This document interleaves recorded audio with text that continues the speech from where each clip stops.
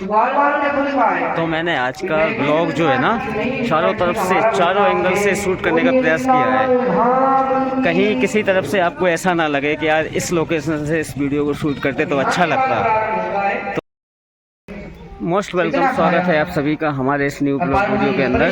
तो गाइस, आज हम आपको भक्तिमय ब्लॉग देने वाले हैं फ्रेंड्स। अभी आपको बहुत अच्छा लगेगा, इस ब्लॉग के अंदर बने रहिएगा। और हम बैक कैमरे के साथ आते हैं फ्रेंड्स।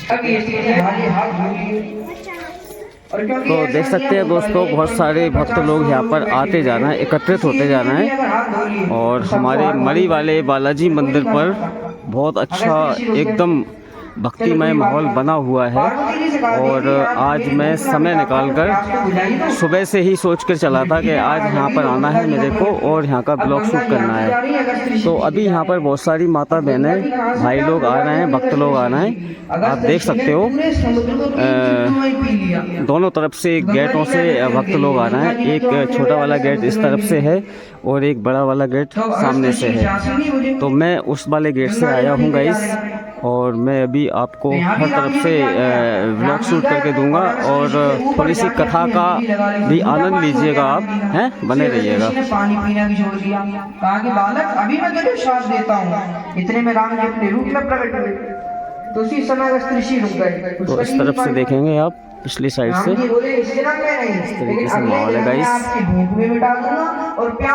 पूरे में पांडाल लगा हुआ है, टेंट लगा हुआ है, अच्छे तरीके से सजावट की गई है गाइस।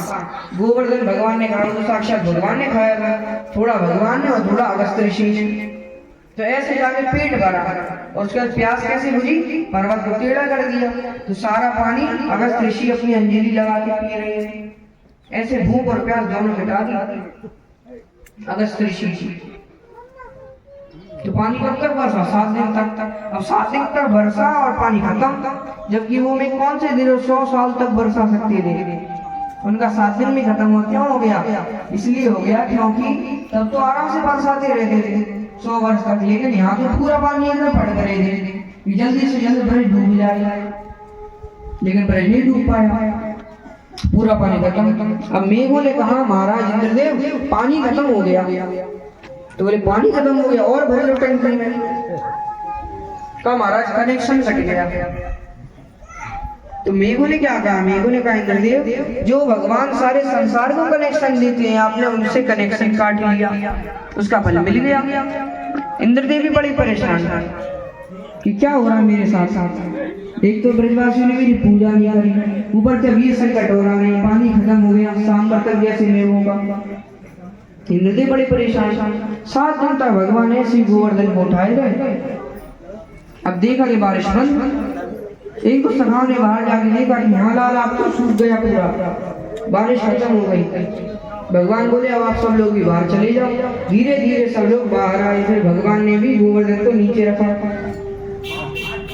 अब ये घड़ी आई कि सब लोगों से भगवान ने कहा कि आप जाओ, मैं थोड़ा घूम के आता हूँ। भगवान गोवर्धन के पास अलग जाके घूमने लगे, क्योंकि भगवान को पता था अब मेरे पास आएगा इंद्र, और इंद्र आएगा तो उसकी बेइज्जती हो जाएगी सब ब्रजवासियों के सामने, मुझसे प्रार्थना करेगा। तो भगवान पहले दूर चले गए। तो उस स्थान पर इंद्रदेव आए। आज भी स्थान बना हुआ है। इंद्रदेव आए और किसको लेके आए? सुरभि गाय को। पता था कि भगवान को तो गाय प्रिय है, गाय को आगे बढ़ दूंगा तो भगवान क्रोध नहीं करेंगे। भगवान बोले घबराओ मत, मैंने तो तुम्हें पहले ही क्षमा कर दिया। गोवर्धने धृति शैल आसाराद रक्षिते ब्रजे, गोलोकाद् व्रजत् कृष्णं सुरभि शस्त्र एव च। तो गोवर्धन धृतेश है। गोवर्धन को धरने के बाद जब भगवान जा रहे थे अपने रास्ते में, बीच रास्ते पे इंद्रदेव ने रोका भगवान को, और सुरभि शक्र, सुरभि और शक्र यानी इंद्रदेव दोनों सामने खड़े हुए। भगवान बोले इंद्रदेव चिंता मत करो, मैंने तुम्हें पहले ही क्षमा कर दिया। बोले प्रभु मैं नहीं मानता, आपने वो क्षमा कर लिया, पहले आप मेरी प्रार्थना स्वीकार करो। प्रार्थना भी करी इंद्रदेव ने। विशुद्ध सत्वं तव धाम शांतम। कितनी सारी संख्या में सभी बहन बेटियां सुन रही हैं इस कथा का। इस बीच में हम भी आए गाइस। न विद्यते इधर संगीत मंडली बैठी हुई है गाइस।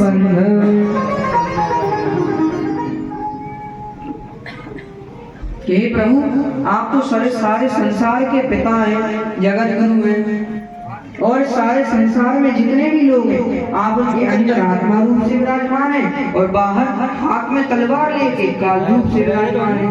यानी वही भगवान सबके लिए जन्मदाता बन जाते हैं और वही भगवान सबको मारने वाले बन जाते हैं, जबकि हैं आप ही। और वैसे तो आप तीनों गुणों से अलग हैं। सत्व रज तम 3 गुण होते हैं जिनमें मनुष्य बरतते हैं। रजोगुणी साधारण मनुष्य होते हैं, सतोगुणी जो फलाहार करते हैं, फली खाते हैं, ऐसे साधु संत, ये सतोगुणी होते हैं। लेकिन भगवान सतोगुणी से भी ऊपर है, निर्गुण। लेकिन फिर भी इंद्रदेव ने कहा कि अगर कोई कहे कि आप गुणों में वर्तते हो, निर्गुण ब्रह्म सगुण बपुधारी, निर्गुण ब्रह्म भी कभी कभी सगुण बन जाते हैं। निर्गुण यानी जो कभी दिखे ना, और सगुण यानी जो सामने आ जाए। है तो ब्रह्म ही जो कभी नहीं दिखते, वो ब्रह्म ही तो परमात्मा और वही तो भगवान है। यानी वो जो ब्रह्म है, ब्रह्म कभी दिखते नहीं है, कौन है कैसे है, बस होते हैं ब्रह्म।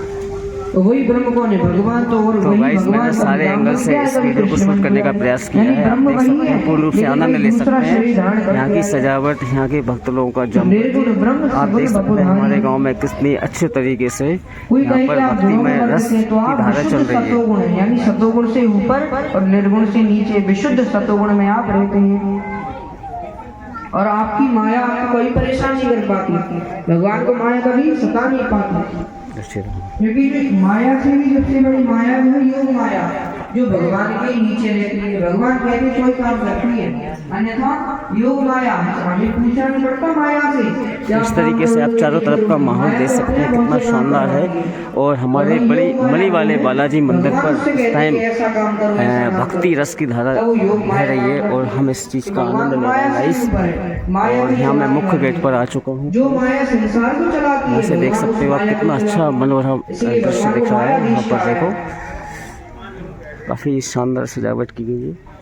चारों तरफ आप देख सकते हो, चाहे वो रास्ते का हो, आसपास का जो भी माहौल है ना गाइस, एकदम देखते ही बनता है भगवान से। और भगवान ने कहा कि ठीक है, तो फ्रेंड्स बताइएगा आज का ब्लॉग कैसा लगा आपको। पूर्ण रूप से चारों तरफ से आपको दिखाने का प्रयास किया है और पिछले 5-6 दिन से यहाँ इसी तरीके से भक्तिमय रस का प्रवाह चल रहा है। और मुझे आज इस बात का सौभाग्य प्राप्त हुआ है कि मैं यहाँ का ब्लॉग आपको देख सका। तो अपने कमेंट में बताइएगा कि आपको इस ब्लॉग को देखकर कैसा महसूस हुआ। एक लीला है जो आपने करवा दी। क्या लाइक करो, फॉलो करो, सब्सक्राइब करो। तो एकादशी दिन ऐसे निराहार रहती थी। एकादशी दिन निराहार क्यों रहना चाहिए? क्योंकि एकादशी थोड़ा सा क्या है, अभी भक्त लोग और आएंगे। अभी हम का स्टार्टिंग में आ गए हैं गाइस, स्टार्टिंग में आ गए हैं। तो अभी थोड़ा सा भक्त लोगों की संख्या और बढ़ेगी, क्योंकि आज वैसे भी आखिरी दिन है ना गाइस। तो ये जो जगह आपको खाली जगह दिख रही है ना, इस सारी जगह बिल्कुल फुल हो जाएगी। देख सकते हैं आप सामने से बहन बेटियां बहुत सारी संख्या में आती जा रही हैं और यहाँ पर बिल्कुल भी जगह नहीं बचने वाली। यहाँ पर बिल्कुल भी जगह नहीं बचेगी, पूरा प्रांगण जो बिल्कुल फुल भर जाएगा। तो बहुत अच्छा आनंद आ रहा है फिलहाल देखें तो।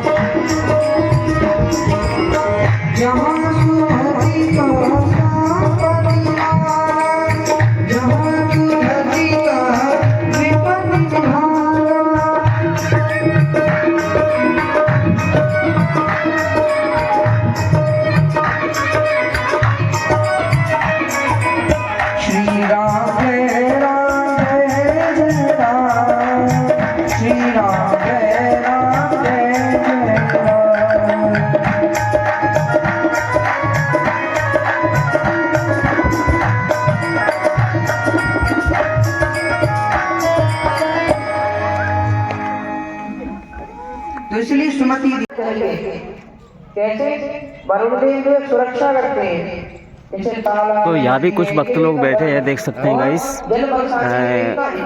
देखो कथा कहीं से भी सुनी जा सकती है अगर हम उसको अपने जीवन में उतारें तो। देखो बहुत सारे लोग यहाँ पर भी बैठे हुए हैं बाहर की साइड। सुनंद बाबा को पकड़ के ले गए वरुण लोग। यहाँ भगवान कृष्ण को पता लगा, भगवान समझ गए कि नंद बाबा कहाँ जा सकते हैं, जरूर वहीं ले गए होंगे वरुण देव के लोग में। वरुण देव के लोग में पहुंचे तो वरुण देव ने प्रणाम किया, भगवान को स्वागत किया, अपने से भी ऊंचा आसन दिया भगवान को। और नंद बाबा ये सब दृश्य देख रहे हैं। तो मैंने आज का ब्लॉग जो है ना चारों तरफ से, चारों एंगल से शूट करने का प्रयास किया है। कहीं किसी तरफ से आपको ऐसा ना लगे कि यार इस लोकेशन से इस वीडियो को शूट करते तो अच्छा लगता। तो फ्रेंड्स मैं कुछ देर बाद फुटेज और जोड़ूंगा इसमें।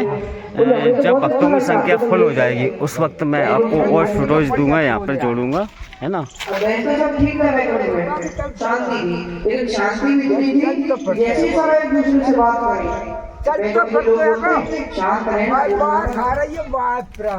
शांत रहे, सलाम की आदत नहीं थी, मौन रहेंगे तो बड़ी परेशान। भगवान कृष्ण से इशारे में कहा लाला यहाँ से तो वृंदावन ही ठीक है, बैकुंठ से। तो मैंने सभी जगह से यहाँ का ब्लॉग शूट करने का प्रयास किया है गाइस। बताना मेरे इस प्रयास में मैं कहाँ तक सफल रहा।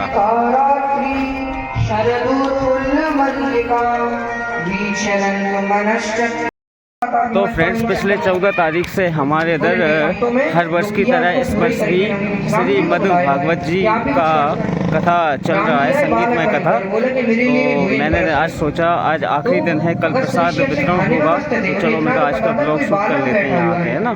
तो आप बताना यहाँ का ब्लॉग देख के आपको कैसा लगा। अब भगवान राम ये चाहते थे जैसे प्राण, अपान, व्यान, उदान और समान, लेकिन यही पंच प्राण है भगवान के, रास पंचाध्याय 5 अध्याय रास है, उसमें अभी हमारा जो मुख्य होता है वो है प्राण, यानी जो हम सांस लेते हैं। ऐसी भगवान का साक्षात प्राण है क्या, गोपी गीत जो कहाँ पे आया है 29, 30 और इधर 31, इधर 32 और 33 और बीच में आता है 31वां।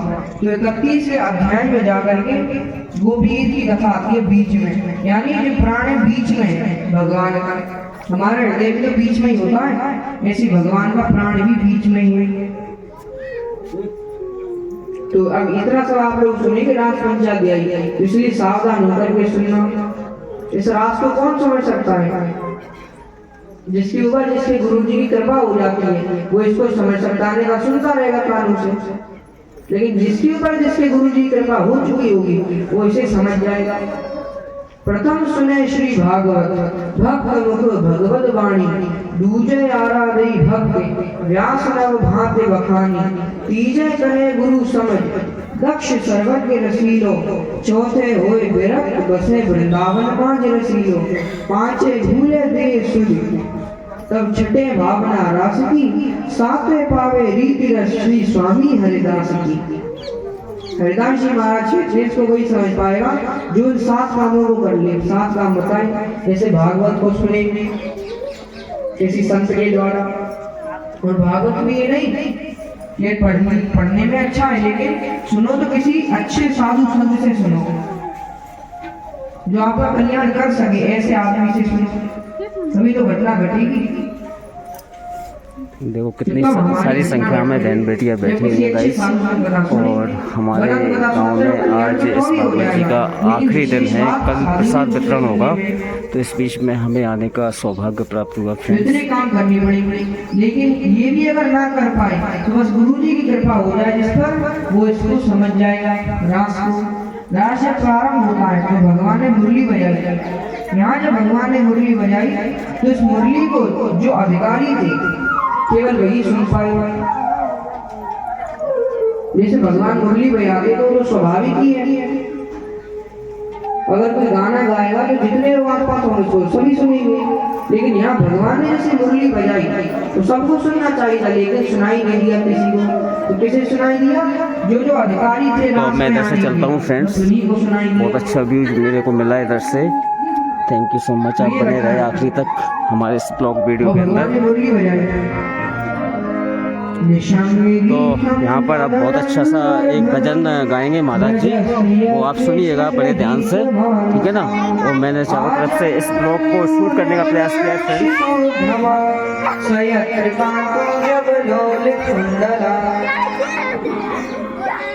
भगवान ने मुरली बजाई तो जो गोपी जैसी थी वैसी चली आई भगवान के पास। कोई काजल लगा रही है, एक आंख में तो लगा लिया, दूसरी में लगाने को इतने तो मुरली सुनाई दी। सौभागी एक पति को भोजन करा रही थी, पति ने रोटी की आवाज लगाई, रोटी लेने के लिए गई, देने आ रही थी तो मुरली की लगी सुनाई दी, सो वो भी वहीं भाग के गई।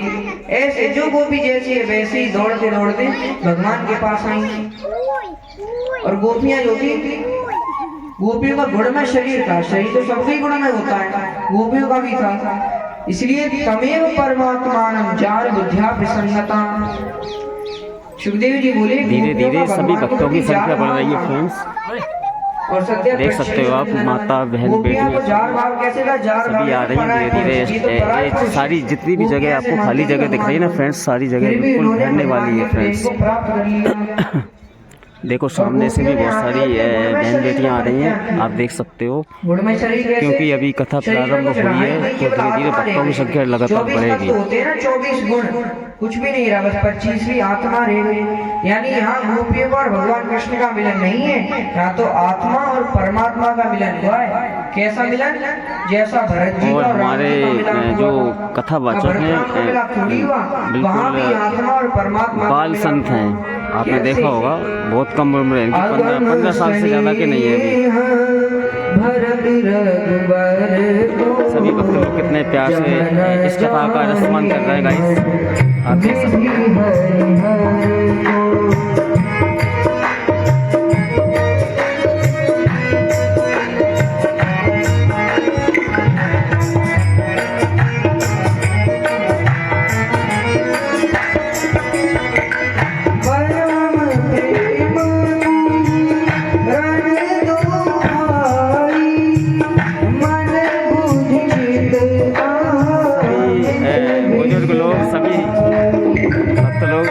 का रसपान करना गाइस, आप भी कीजिए साथ में।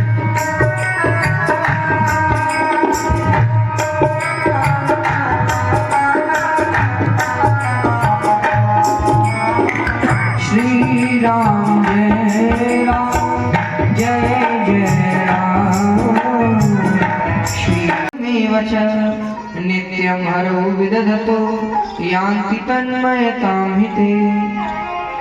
तो हम जो भगवान को किसी भी भाव से काम क्रोध लोभ मोह मद मत्सर कैसे भी भरे, तो फ्रेंड्स जो भी भक्त लोग यहाँ पर दान देना चाहते हैं, भरत मार साहब रसीद कट्टा लेके घूम रहे हैं, देख सकते हैं यहाँ पर अपना नाम लिखा सकते हैं।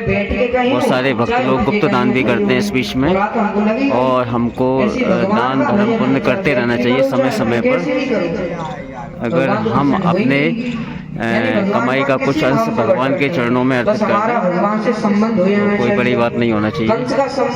देखो यहाँ पर जितनी भी बहन बेटियाँ आती हैं, यहाँ पर अन्नदान करती हैं, दक्षिणा के तौर पर अन्न लाती हैं। देख सकते हैं इतनी सारी बहन बेटियों ने एक कट्टा भर चुका है इस तरीके से, तो काफ़ी अच्छा है अगर देखा जाए तो।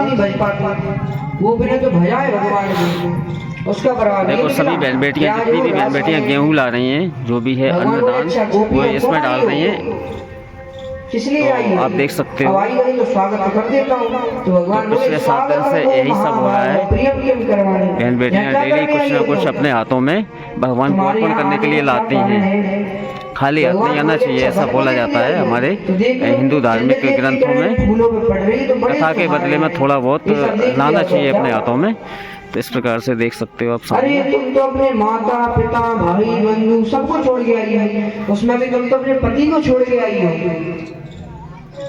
और पति चाहे कैसा भी हो, स्त्री को उसे त्यागना नहीं चाहिए। दुशीलो दुर्भगो वृद्धो जड़ो रोगे धनो पिवा, पति स्त्री भी नहातव्यो लोगे सुभीर पातकी। पति चाहे शील रहे नहीं, बुरे भाग्य वाला हो, धनी ना हो, धनीहीन हो और मूर्ख हो, कैसा भी हो, कितना भी रोगी हो, पर स्त्री को उसको जागना नहीं चाहिए। हाँ, अगर पति पापी है तो स्त्री उसे त्याग सकती है। तो भगवान बोले तुम्हारे पति तो पापी भी नहीं है, फिर भी तुमने त्याग के आ गई। स्त्री को अपने पति को नहीं त्यागना चाहिए। देखो जितनी भी माता बहन बेटियां आ रही हैं सभी भगवान बोले कुछ ना कुछ लेके आ रहे ने हैं। कहा कि प्रभु आपने कह लिया होगा, अधिकतर गाँव में तो ऐसे हम ही कुछ होता है, कहें। थोड़ा सा गेहूँ ले भगवान आते बोले हैं आप कहो, और तो उसके गोपियां बाद से कहती वो हैं, खाली हाथ नहीं आती है। वैगम्बे भोरति भवान् गदितुं न शंसं संध्यज सर्व विषयांस्तव पादमूलम् भक्तावजस्सु दुरवग्रहमात्यजास्मान् देवो यथादि पुरुषो भजते मुमुक्षु। गोपियों ने कहा कि अगर आपके भक्तजन तो अब फ्रेंड्स मैं उस तरफ से जाना चाहूँगा, उस वाले गेट से। यहाँ का लोकेशन मैंने काफ़ी टाइम तक ले रखा है। अरे हम तो यहाँ सभी से थोड़ा सा मैं आपको व्यूज देना चाहूँगा फ्रेंड्स। और आप हमको यहाँ से भगा रहे हो कि जाओ। हाँ, आपने एक बात सही कही। क्या? तो इस तरफ से गंगे के देखो बैठना स्टार्ट हो गई है। और आप अभी देखो इस तरफ भी एक कट्टा रखा हुआ है कि उनका इस तरफ से आने वाले भक्त लोग इसमें डालते हैं। और देखो जो अभी आपको खाली जगह दिख रही है ना, ये सारी जगह बिल्कुल बुक होने वाली है फ्रेंड्स। थोड़ी देर बाद ये जो जगह खाली दिख रही है ना, आपको एक भी नहीं दिखेगी, एक भी जगह बैठने के लिए। तो अभी हम आए थे ना उस टाइम में ये सारी जगह खाली थी गाइस। पति पुत्र आदि की सेवा करना, लेकिन हमें तो आपकी सेवा करनी चाहिए। क्यों? क्योंकि वो तो हमारे लौकिक पति हैं और आप जगत पति हैं। जैसे उत्तरा देवी ने कहा है, पाए पाए महायोगिन देव देव जगतपति। आप तो जगतपति हैं। फिर गोपियों ने कहा कि हमारे हाथ घर के कामों में लगे थे, हमारा मन घर के कामों को सोचने में लगा था कि इसका ये काम करना है, फिर ये करना है। लेकिन जब हमने आपकी मुरली की ध्वनि सुनी तो आपने हमारा चित्त ही हर लिया। और चित्तम सुखेन होता भरतम ग्रहेशु, और चित्त ही हर लिया तो हमारा घर के काम काज में मन नहीं लगा। गोपियां ऐसी थी, इनका घर के काम काज में मन नहीं लगता था। जब भी भगवान अपनी मुरली बजाते रहता तो गोपियां सब भागी भागी आई और किसी को प्रवेश नहीं मिला रासलीला में। गोपियां आई और अच्छा शंकर जी भी आए रासलीला में, लेकिन कैसे आए? प्रवेश ही नहीं मिला उनको रासलीला में। जब नारी बनी है तब शंकर जी को प्रवेश मिला, तब आए रासलीला में। यानी शंकर जी तक अधिकारी नहीं थे जिस रासलीला के। तो बताओ कैसी रासलीला होगी वो? तो जो बहुत अधिकारी था बस वही रासलीला में आ पाया, यानी गोपियां। तो गोपियों ने कहा प्रभु अगर आप हमें ऐसे स्वीकार नहीं करेंगे तो सिंचांगनस्त्वदधरं मृतपूरकेण हाशावलोक कलगीतजर्हर्षयामि नो चेत् वाहिपयोक्तदेहा ध्यानेन यां पदयो पदविंसखीति। देखो बहुत सारे भक्त लोग अभी भी आ रहे हैं गाइस। इस तरफ से देखेंगे तो मेन गेट है गाइस, इसमें घंटा देख सकते हो आप, बैनर भी लगा हुआ है। थोड़ा सा जो गेट है ना उसकी सजावट जी की गई है मालाओं के द्वारा। और जी हमारे भाई साहब बैठे हुए सामने कुर्सी पे, यहाँ से कथा का वाचन सुन रहे हैं गाइस। और ये हमारा बरगद का पेड़ है फ्रेंड्स, देख सकते हो। और इधर हमारे देखो दद्दू बैठे हुए हैं दोनों, और इनको पता लग गया कि मैं वीडियो शूट कर रहा हूँ, तो ये देखो शर्म आ गया थोड़ा सा। जय श्री राम, जय श्री राम। और कैसे हैं? कृपा है तुम्हें। क्या बात है, क्या बात है। हमारी कृपा मत बोलो यार दद्दू, हम तो मोड़ा मोड़ी है तुम्हारे सामने। और कौन की बोलेगा? नहीं बजरंग बली की बोलो। देखो इधर बहुत सारे स्वयंसेवक लोग बैठे हुए हैं। मंदिर का प्रांगण है गाइस, और यहाँ पर प्रसाद बनाने का जो प्रोसेस है वो अभी चल रहा है। और धूप काफ़ी अच्छी खिली हुई है फ्रेंड्स, देखें तो बहुत सुंदर दृश्य बना हुआ है। और ये हमारे बरगद का देखो, मंदिर का बरगद का पेड़ है, काफ़ी सुंदर लग रहा है यहाँ का दृश्य देखने में। और अभी जो कलश यात्रा निकाली गई थी ना फ्रेंड्स, वो कलश देखो कहाँ पर रखे हुए हैं। देखो इधर से मैं आपको दिखाना चाहूँगा।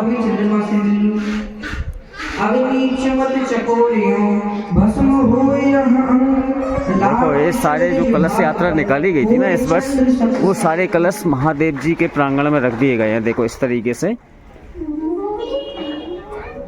तो ऐसे 108 कलश थे, वो सभी यहाँ पर यथावत तरीके से रख दिए गए हैं। देखो हर कलश में आम के पत्ते हैं, नारियल है और इसमें गंगा जल भरा हुआ है, देख सकते हो कितने सारे कलश हैं। एक बिल्कुल पवित्र जगह पर रखे गए हैं, ऐसा नहीं है कि कहीं भी रख दो।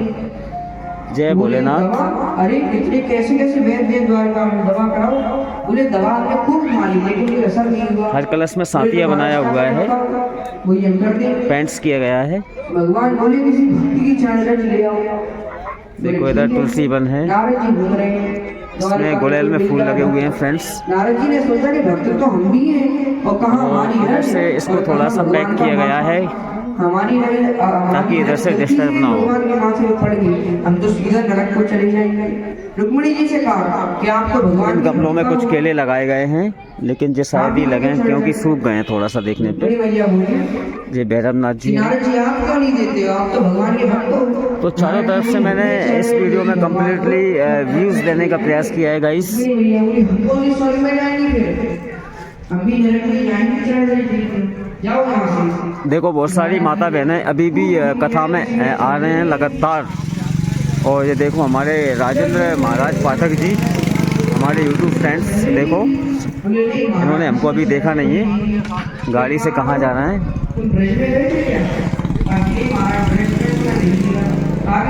लेकिन यहाँ की जो शोभा सुंदरता है वो देखते ही बनती है फ्रेंड्स। बहुत सारे भक्त लगातार एकत्रित हो रहे हैं।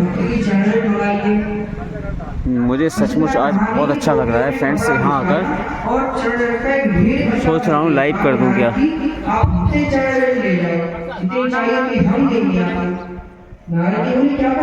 क्या अरे कृष्णचंद्र के शीश को पगलज देके आप नरक परोगी भावी। जय श्री राम, जय श्री राम। अरे तुम नरक जाना चाहते हो? तो मैं वीडियो यहाँ का लगातार शूट करता हुआ गाइस और मुझे काफ़ी अच्छा लग रहा है। मैं इसके लिए कम्प्लीटली 2 घंटे पहले से रेडी होकर आया हूँ कि यहाँ की कोई भी लोकेशन मिस ना होने पाए। तो इस कथा में आपको कौन सी बात अच्छी लगी कमेंट्स में ज़रूर बताने का प्रयास कीजिए प्लीज़ गाइस, है ना। और ऐसा ही प्रेम था किसका, जैसे ही पक्षियों का जोड़ा रहता था एक वृक्ष में, और उस जंगल में अपने आग लग गई तो अग्नि उस वृक्ष पे भी लगी। अब एक दयालु आदमी था, वो अग्नि को बुझा रहा था। उसने देखा कि अग्नि तो बुझ नहीं रही है, तो उस वृक्ष में आग लगती जा रही थी। उस पे पक्षियों से कहा, पक्षी तुम मुड़ क्यों नहीं रहे हो? अरे आग लगी इस वृक्ष में, जलने लागे पात। रे पक्षी तुम क्यों जलो जब पंख तुम्हारे साथ, जब पंख तुम्हारे साथ है तो उड़ो इस पे से। तो पक्षी कहते नहीं भाई, हम इस पे से उड़ेंगे नहीं, हम इसी पे रहेंगे। जबकि वो जानते थे कैसे उड़ते हैं, कहाँ जाते हैं, उड़ सकते थे मगर वो उड़े नहीं। उन्होंने क्या कहा कि भाई फल खाए इस वृक्ष के, गंदे कीने पात, धर्म हमारा है यही जले इसी के साथ। तो इसको प्रेम कहते हैं। ऐसा प्रेम था किसका, गोपियों का और भगवान का। बहुत अच्छी बात बताई। तो देखो लगातार संख्या बढ़ती हुई तो भगवान बोले माता बहनों की लगातार क्या संख्या हमको बढ़ भी रही एक बात है गाइस साहब। गुबे बोली बताओ क्या बात। भगवान बोले इतने भी कल कभी कम। मैंने स्टार्टिंग में बोला था फ्रेंड्स कि यहाँ पर बिल्कुल भी जगह नहीं बचने वाली। पूरा मंदिर का जो प्रांगण है गाइस पूरा फुल भरने वाला है फ्रेंड्स। भागवत में तो आप देख सकते हैं लगातार बहनों की संख्या, भक्तों की संख्या लगातार योगेश्वर है भगवान शंकर जी, और योगेश्वरी लगातार यहाँ की संख्या बढ़ती जा रही है। प्रांगण में लगातार फुल है ना। तो जो योगी हो जाता है, योगी नैष्ठिक ब्रह्मचारी होता है, उसे पूरे संसार में किसी की आवश्यकता नहीं पड़ती। सारी संख्या में बड़ी बेटियाँ आ चुकी हैं गाइस और लगातार मेन गेट से आप देख सकते हैं। इस तरफ भी देख सकते हैं पूरी बिल्कुल फुल भरने वाली है गाइस। आगे माता बहन बेटियाँ बैठी हुई हैं और पीछे की साइड भाई लोग बैठे हुए हैं। कहा कि चलो रास लीला करें और भगवान ने रास प्रारंभ किया। बोलिए रास बिहारी सरकार रास रचो रास रचो रास रचो है, यमुना के तीर कान्हा रास रचो है।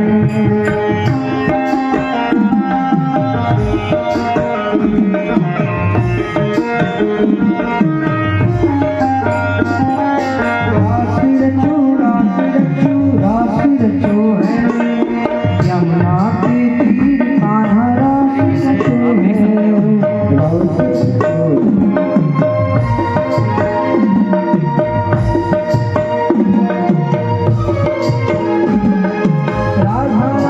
दूसरी तरफ संगीत मंडली बैठी हुई है गाइस।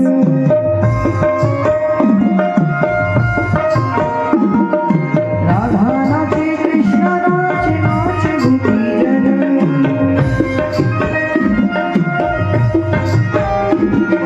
मन मेरो बन गए सखी पावन वृंदावन कहाँ है कैमरा, कहाँ है तुम्हारा? रास रचो रास रचो रास रचो है यमुना के तीर कान्हा रास रचो है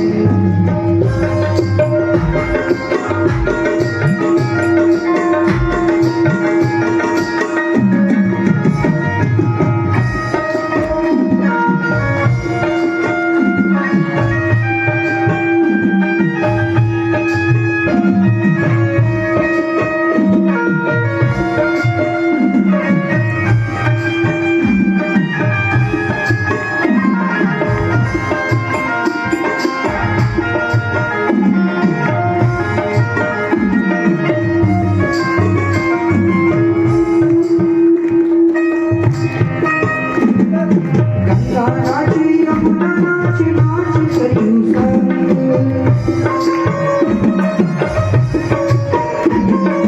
गंगा नाची यमुना नाची नाची सरयू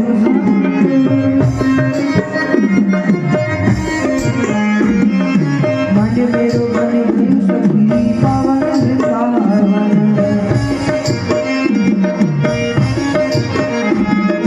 रास रचो रास रचो है यमुना के तीर कान्हा रास रचो है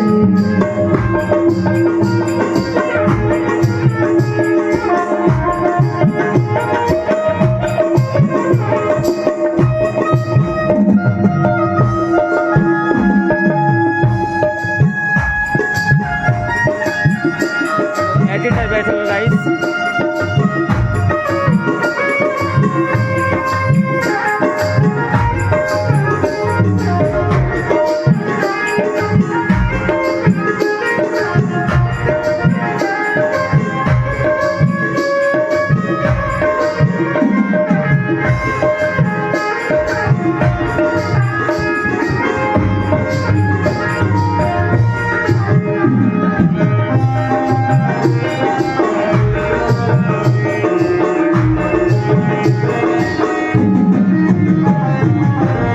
नाचे चंदा नाचे नाचे पागल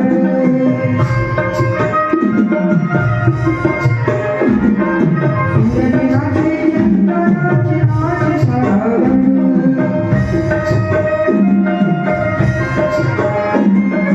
मन मेरो बन गए सखी पावन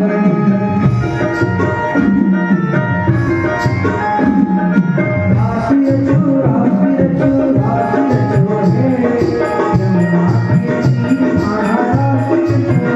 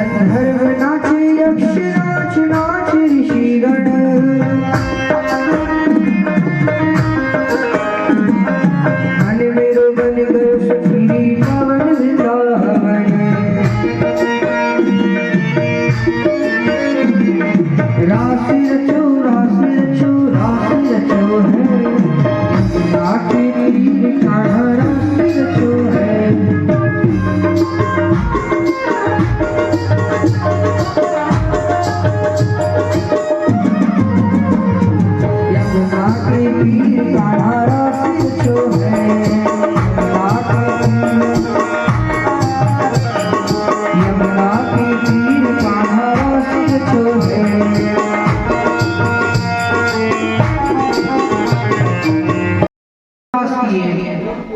पहला है रास, तो दूसरा किया है महारास। महारास आएगा गोपी गीत के बाद। अभी यहाँ रास चल रहा था, सब गोपियों को अभिमान हुआ। और ईमान क्या हुआ कि हम सबसे सुंदर हैं। जरूरी उसी के चरण चिन्ह है। किसके? अनयाराधितो नूनम् भगवान हरीश्वर यन्नो विहाय गोविंद प्रीतो यामन यज्ञ। ये उसी के चरण चिन्ह है। कौन? अनयाराधितो नूनम्। ठीक से राधा नहीं कहा शिवदेव जी ने, पूरी भागवत में आप बता देना राधा इतना भी कहा।